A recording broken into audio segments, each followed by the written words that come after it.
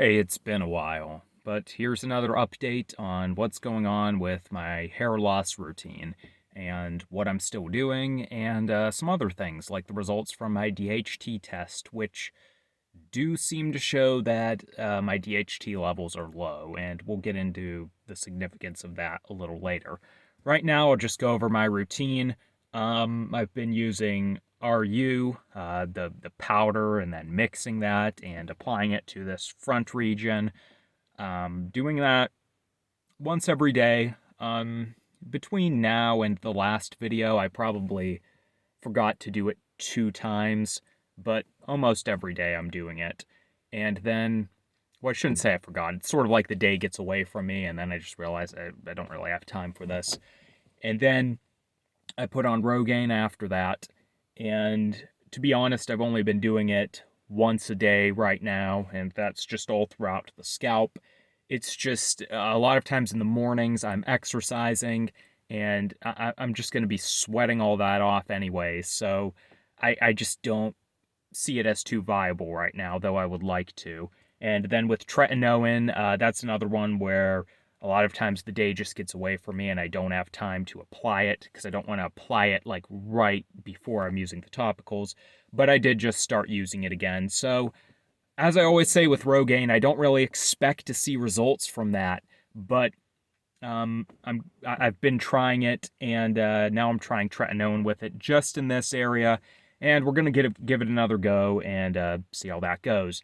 And then I've been taking generic Dutasteride, and it's been a little while since this update video, but I've still been doing the routine, though not as well as I would like.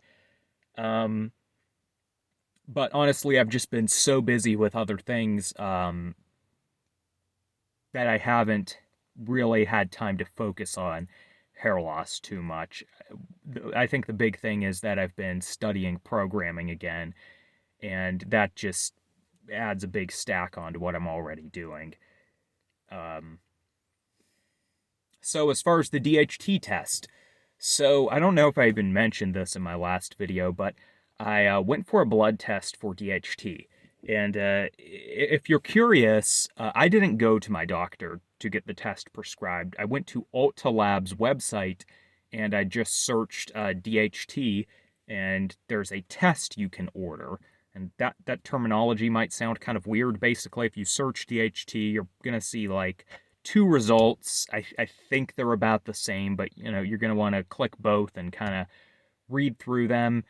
And I think I clicked the first result, and from there it's pretty straightforward, at least from what I remember. And you basically just order it. It's like $50, and then you'll get a PDF, and you print that out, and you bring it to whatever lab is closest to you, which, depending on where you live, if you live out in the country or something, maybe they're not too accessible. But for me, the closest one was, I want to say, about a 20-minute drive. So I don't know, I just kind of like live in the suburbs or whatever. So it's not too hard to do. Yeah, I got that done. I went in, they drew my blood, and after that, I waited a few days, and then I got my results in. And I plan to do this whole thing where I have my results printed out, and I show them on video, and I read the exact numbers. And if anyone's really curious, I could still do that. But to be frank, I hate working with my printer, and if I waited to do, I kept putting off this video because I was waiting to do that, and it just wasn't happening. So I just decided to go ahead and do it. And it does appear my levels are pretty low. That I don't know exactly how to read the test, but it did make a note, sort of like an alert, that your DHT levels are lower than they should be. And of course, I know why they're lower, and that's because I'm on Dutasteride. Now, the whole reason I took the test was because I am on generic Dutasteride, and I don't feel like it's helping my hairline. I mean, you're not going to be able to see it great on camera, but I've still got all these little fuzzies at the front here. And to me, that means my hairline's receding more and more. The Dutasteride is not stopping it from receding. So I'm basically wondering, why is that? Is it just my scalp DHT is somehow, like, even though it's inhibiting other DHT, it's not inhibiting scalp DHT? Is it that my hair is just so prone to DHT that even if there's a small amount, I'm still going to be susceptible? Is it because I've only been on this the daily Dutasteride since March? Is it basically, am I still in the shedding phase? I want to eliminate as many variables as possible, and one of the things I was concerned about is maybe my generic Dutasteride was basically a sugar pill, like it wasn't really doing anything, because I have seen some reports on Reddit of people dealing with that. Mind you, a lot of times when people have that result, it seems to be people who are in other countries. I'm in the United States, so maybe they're dealing with more sketchy generics. But I think there was at least one person who was in the States who said they were on generic Dutasteride, and then they got their blood tested, and it turns out their DHT levels weren't low. So I'll probably look at the results again, maybe post them on Reddit, and see if I can get some verification if my numbers are actually, like, low enough, like as low as they should be. But it looks like the generic Dutasteride is working, so in that case, I can eliminate that problem. And I'll have to figure out what the next step is on this road to figuring out, can I mitigate my hair loss anymore? Or despite all the treatments, am I just kind of doomed to keep receding? And but to be frank, I just don't have the time right now, and I don't have the money. I don't have the money to do all of these just every single test and try every treatment. I mean, in a previous video I talked about Cosma RNA, which is looking more and more like it was a scam, and I didn't jump on board with that, partly because I just thought it was a scam, or at least it might be. And another thing was just it's so expensive that, definitely for something that dubious, I'm not going to pay out that money. And even if it worked, I don't know if I can justify that right now, especially not with taking RU. And if anyone's wondering, RU 58841 is what I'm talking about. It basically an anti-androgen, a topical one. So that's where we are right now. I guess I should just say this right now is I don't know how frequently I'll be able to do these update videos.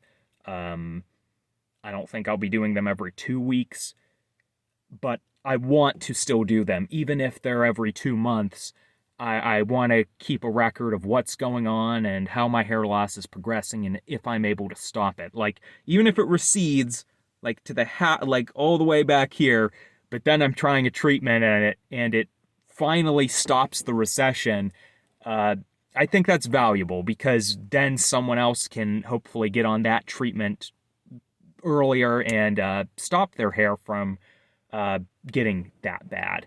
So, I mean, I feel like my hair's still receding, and I've been on daily Dutasteride, 0.5 milligrams since March, and it's now July. And a lot of people say you need to wait a whole year, but I'm not.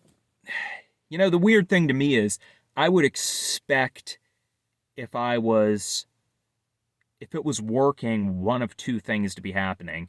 One would be that I would either stop noticing all these little fuzzy bits around the front of my hairline, like all these dying hairs, like they would fall out and healthy hairs would grow in, or I would be going through a shed, as in, like, I'd be losing a lot of hair in the front, and maybe even through the rest of my scalp, because it's basically going to push out any unhealthy hairs and grow back fuller ones that are no longer attached by DHT. And ever since I've started Dutasteride, I just haven't seen any change at all. Everything just seems to be going at the same old rate. And that's why I'm skeptical if this treatment's working for me in any regard. And I'm not an expert at analyzing my own hair loss, and on it, frankly, there are certain things like I guess I could be using a hair catcher and seeing how many hairs I'm losing per day, but I'm just not going to go through all those steps. I don't have the time right now. And like you'd have to do something like that. Like you'd have to shower every single day and see how many hairs are falling out and all that kind of stuff. And it's just too much. So as far as I can tell, uh, the treatments aren't working. I guess I shouldn't say they're not working because who knows? If I wasn't on anything, I could be a lot more bold by now. My family history would seem to indicate that, at least if I look at pictures of my dad and where he was at my age. He had a bald spot forming back here, and he was a lot more recessed in the front. So, you know, you can't always just look at your dad. Um, there's other factors. You could have more of the pattern hair loss of another family member, but uh, it seems to be working to some extent. And I guess I'll just wrap this up here, and I hope to do more of these, and I will do more of these. It's just they're not going to be as frequent for the time being, but I will see anyone who's watching these in the future.